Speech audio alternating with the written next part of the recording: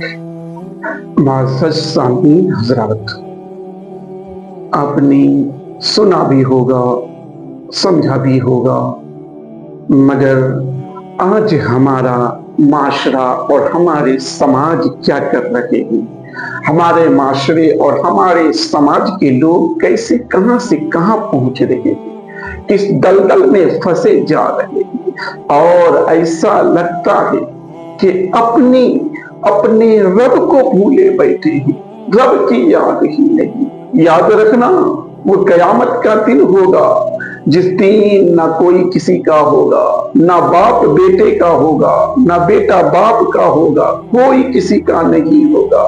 उस दिन क्या होगा, आओ एक दुनियावी मिसाल से समझते हैं ताकि बात अच्छी तरह समझ में आ जाए, ताकि दुनिया की मोहब्बत, दुनिया की बात हमारे जहनों दिमागों फिक्र में दुनिया की मोहब्बत बस चुकी है। हम आखिरत को भूल गए हैं, कब्र की वो दर्दनाक आवाजों को भूल गए हैं। जो कब्र हमें रोज पुकारती है, रोज कहती है कि मेरे पास आना, मेरे पास ये लेकर आना, मेरे पास ये लेकर आना। मेरे पास सांप भी है, मेरे पास बिच्छू भी है, मेरे पास कीड़े मकोड़े भी है, मेरे पास उन सब से बचने के सामान लेके आना।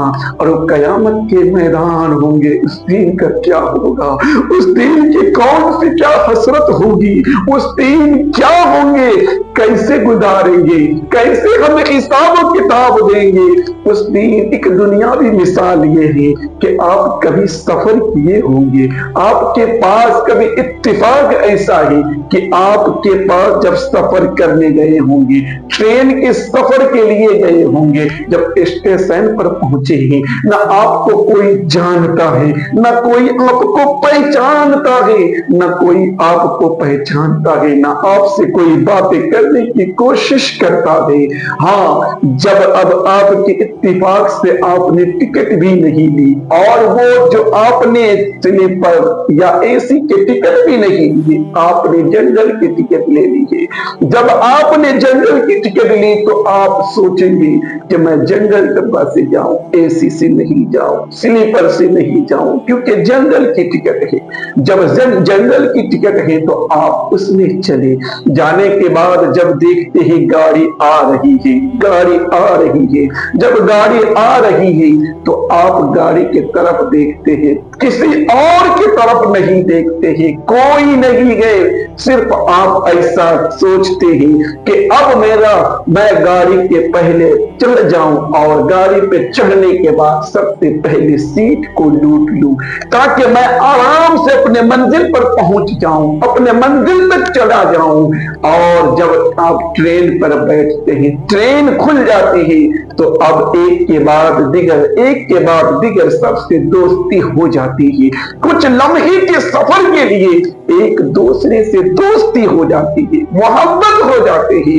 मगर याद रखना, कयामत का यही मकाम होगा, कयामत का यही हाल होगा कि ना उस वक्त जब हिसाब किताब लेंगे, उस वक्त ना कोई आपका पूछने वाला होगा, ना कोई आपका बताने वाला होगा, ना कोई समझने वाला होगा। सिर्फ वही अपने अपने फिक्र में रहेगा कि काश जल्द से जल्द मेरा हिसाब हो जाए, काश मेरा हिसाब हो जाए। तो आपने क्या काम किया है? क्या आपने हिसाब करने वाला काम किया है? क्या आपका वो काम जो जल्द से जल्द हिसाब हो जाए? क्या रब को आपने खुश किया है? कितने बार खुश किए हैं? रब को कितने मर्तबा खुश किए हैं? आपने कभी खुश करने की कोशिश? रब कहता है कि मैं माँ, एक माँ जिसके कहते हैं कि माँ अपने बेटे से कितना मोहब्बत करती है, कितना प्यार करती है, वो माँ जो अपने बच्चे से इतना प्यार करती है, मगर वो मेरा रब, वो मेरा परवरदिगार, वो मेरा पालनहार कहता है कि मैं उस माँ से भी 70 गुना दर्जा प्यार करता हूँ, अपने बंदे से मोहब्बत करता हूँ, अपने बंदे से। अगर कोई गुनाह हो गया हो तो मेरी बारगाह में आओ, मैं तौबा कबूल कर लूंगा, میں توبہ قبول کر لوں گا، میں معاف کر دوں گا، میں معافی کر دوں گا، میں توبہ کو قبول کر لوں گا۔ میرے بارگاہ میں تو آؤ، پیشانی کو تو جھکاؤ، میرے بارگاہ میں آ کر رو، گر گراؤ۔ مگر یاد رکھنا، ہم رب کی بارگاہ کی طرف جاتے نہیں ہیں، تو یاد رکھیے کہ رب اگر ناراض ہوتا ہے، رب جب ناراض ہوتا ہے تو ہمارے روزی بند نہیں ہوتے ہیں، ہمارے رزق بند نہیں ہوتے ہیں، ہمارے کاروبار بند نہیں ہوتے ہیں، اور اس میں ترقیاں ہوتے جاتی ہیں۔ مگر جب ناراض رب ہوتا ہے تو وہ پیشانی سے سستے کو چھین لیتا ہے، وہ پیشانی کو سستے سے چھین لیتا ہے، یہ پیشانی سستے میں نہ جائے۔ رب جب ناراض ہوتا ہے اپنی بارگاہ میں نہیں بلاتا ہے، اور ہم کہتے ہیں کہ ہم دلیر ہیں، ہم طاقتور ہیں، ہم طاقتور ہیں، ہمارے پاس پیسے ہیں، ہمارے پاس دھن ہیں، ہمارے پاس دولت ہے، کوئی کام کے نہیں آئیں گے، کوئی فائدہ نہیں ہوگا۔ یہ دولت، یہ قوت، یہ طاقت، یہ شہرت کچھ نہیں۔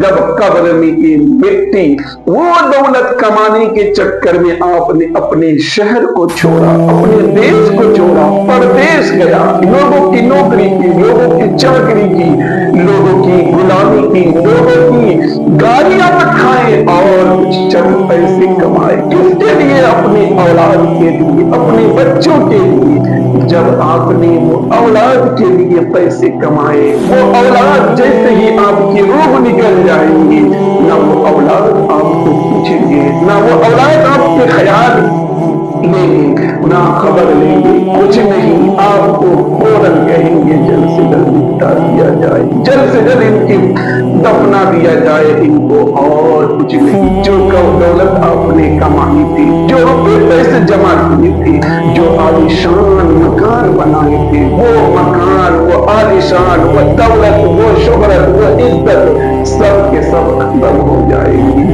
ایک کام واقعہ یہ ہے، ایک شخص تھا، ان کا انتقال ہو گیا تھا، انتقال ہو گیا، مگر اس کے دو بیٹے تھے، دو بیٹے ان کے تھے، بیٹے کو چھوڑ کر ان کا انتقال ہو گیا۔ بیٹا جوان ہو گیا تھا، باپ بڑی محنت اور مشقت سے پیسے کو جمع کیے تھے، روپیے کو جمع کیے تھے۔ جب باپ کا انتقال ہو گیا، باپ کو بیٹے نے دفنا دیا، دفنانے کے آنے کے بعد گھر میں غسائی تھا، بڑا بیٹا نے کہا میں یہ لوں گا، چھوٹا بیٹا نے کہا میں یہ لوں گا، یہ کہا یہ لوں گا، وہ کہا وہ لوں گا۔ المختصر یہ ہے کہ بس دولت کو تقسیم کر لیا، کر لینے کے بعد رب کی بارگاہ میں التجا کیا کہ مولا مجھے پھر سے دوبارہ دنیا میں بھیج دے، کہ میں نے اپنی اولاد کے لیے یہ جو کیا تھا، میں اپنے اولاد کے لیے روپیہ پیسہ جمع کیا تھا، کیا وہ اولاد مجھے یاد رکھا ہے کہ نہیں رکھا ہے؟ وہ اولاد مجھے یاد کرتے ہی کہ نہیں کرتے ہی؟ تو رب نے انہیں 40 دن کی مہلت دی۔ وہ قبر سے اٹھتا ہے، قبر سے اٹھنے کے بعد اب اس کے کہا کہ تمہیں کوئی نہیں دیکھیں گے، جو صرف تمہارے اپنے ہوں گے وہی تمہیں دیکھیں گے۔ اسی طرح وہ نکل گئے۔ نکلنے کے بعد جب گھر کے قریب پہنچے ہی تھے، گھر کے قریب پہنچے، دیکھا کہ ایک ان کا مخلص دوست ہے، وہ پہچانتے ہی نہیں، ان کو بلاتے رہے نہیں پہچانے، دوسرے کے پاس گئے، ان کو بلاتے رہے نہیں پہنچانے، تیسرے نے انہیں دیکھ لیا، انہیں پہچان لیا۔ اے کیسا ہو گیا اسے دیکھ کر؟ کوئی بھی انسان ہو، جب کوئی مر جاتا ہے، اسے جب کوئی دیکھ لیتا ہے اور پھر واپس دیکھ لے تو کیا حال ہوگا، کیا حشر ہوگا؟ مگر جب اس کو واپس دیکھ لیا، واپس دیکھنے کے بعد جب اس کو واپس دیکھا تو کیا ہوتا ہے، آگے آپ سماعت کریں۔